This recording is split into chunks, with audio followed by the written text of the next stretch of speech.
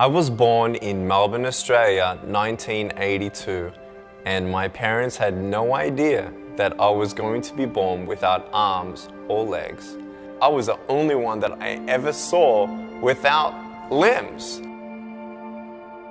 My faith in Jesus Christ was sealed after 7 years of wondering why, God, I was born this way.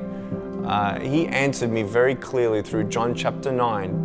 And I gave my life to Jesus at 15 after reading about how he came across a man who was born blind.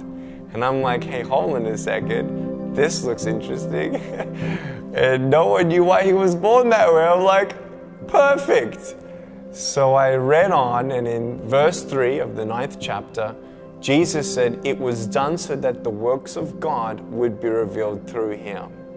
And I'm like, wow, God, if you had a plan for the blind man, you do have a plan for me. And that was the beginning of my personal relationship with Jesus. Youth groups were starting to call me, churches were starting to call me, opportunities were opening up everywhere for me to share my testimony. I was speaking in front of 300 sophomore public high school students. 3 minutes into it, half the girls were crying. One girl in the middle of the room started weeping. She put up her hand and she said, I'm so sorry to interrupt, but can I come up there and give you a hug? In front of everyone, she came and she hugged me. She cried on my shoulder and whispered in my ear. No one's ever told me that they love me. No one's ever told me that I'm beautiful the way that I am. I couldn't believe it. It changed my life. At that moment, I knew God was ministering to her through me. It's not by my speech or my power, it was God. And my heart was ignited with a passion. And it was an awesome day to see one soul transformed forever.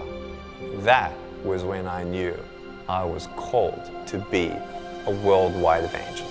Today, do not leave here unchanged. Leave here unchanged.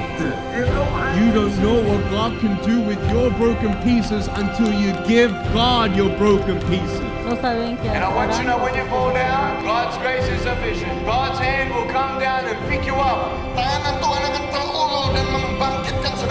And give you the strength to get back up. In the first 7 years of ministry, God opened up doors for me to speak 2,000 times across 44 countries on 6 continents from university campuses, 40,000 students.